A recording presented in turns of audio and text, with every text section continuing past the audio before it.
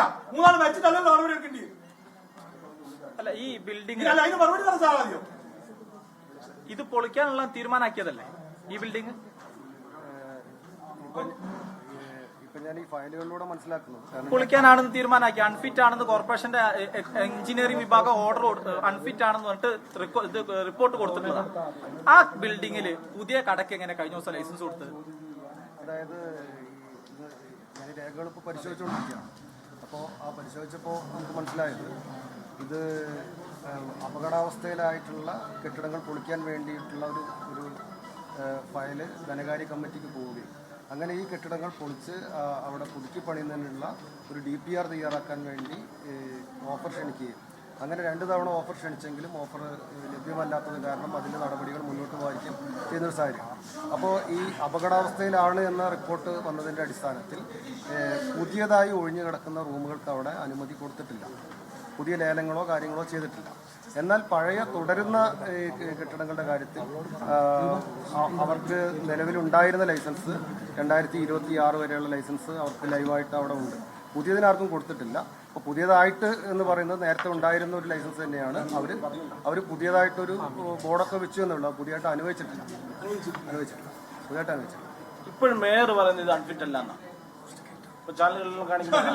അപ്പോ corporation secretary പറയുന്നത് unfit ആണെന്ന് പറയുന്നത്, നേരത്തെ പരാതി ഉണ്ടെന്ന് പറയുന്നത്, നടപടിയിൽ വീഴ്ച പറ്റിയെന്ന് സമ്മതിക്കുന്നു. ഈ ഒരു സാഹചര്യത്തിൽ കോഴിക്കോട് കോർപ്പറേഷൻ മേയർ രാജിവെക്കണം. അതാണ് യൂത്ത് കോൺഗ്രസിന്റെ ആവശ്യം. ആ സമരവുമായി ബന്ധപ്പെട്ട് ഞാൻ സമരമായി മുന്നോട്ട് പോവുകയാണ്.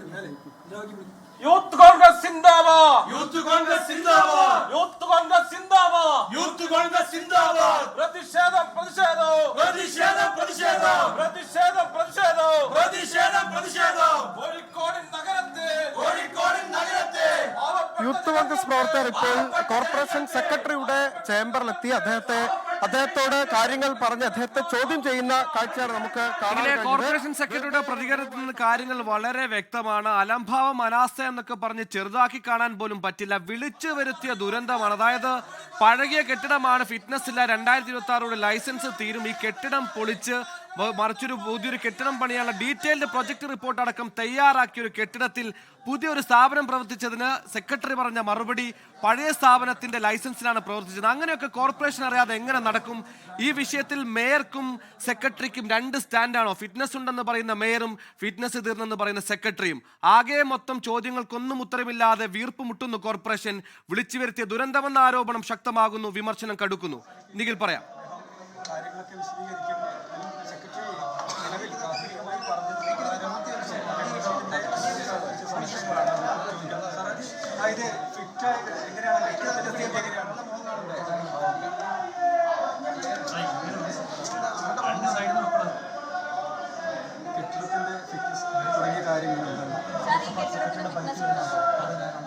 ഈ കെട്ടിടവും കൂടെ ആലപ്പുഴത്തെ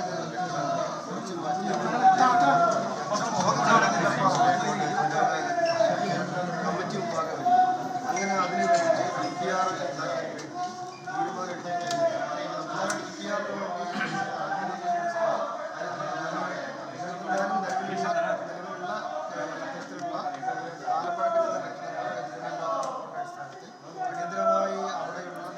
എന്തായാലും വ്യക്തതയില്ലാത്ത മറുപടിയാണ്. നമ്മൾ ഈ പറഞ്ഞതുപോലെ തന്നെ ഒരു ഇരകൾ ഉണ്ടാകുമ്പോൾ ഉടനെഴുന്നേൽക്കുന്ന ഗവേണൻസ് പലാതാവർത്തി കേരളം കണ്ടതാണ്. അതിൽ ഒരു ഉദാഹരണം കൂടി വരുന്നു. കോഴിക്കോടാണ്, വലിയങ്ങാടിൽ നിന്നാണ്.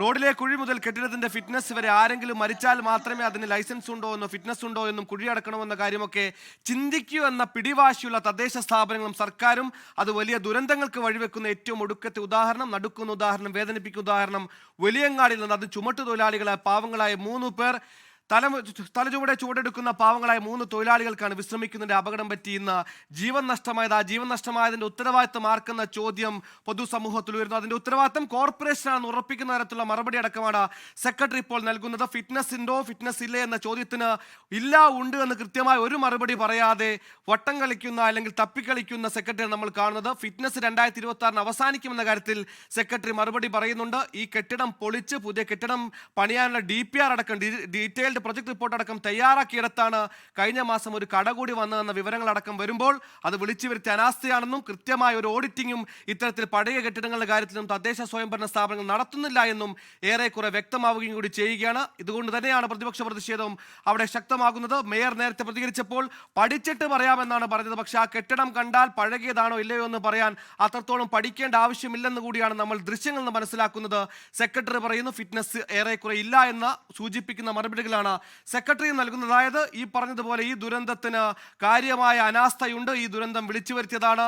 അധികൃത അനാസ്ഥയുടെ, വീഴ്ചയുടെ, അലംഭാവത്തിന്റെ, ചെയ്യേണ്ട പണി കൃത്യമായി ചെയ്യാത്തതിന്റെ ഒരു 3 ഇരകൾ കൂടിയാണ് ഇന്ന് നഷ്ടപ്പെട്ടിരിക്കുന്നത്. 3 ഇരകൾ കൂടിയാണ് ഇന്ന് ഉണ്ടായിരിക്കുന്നത്.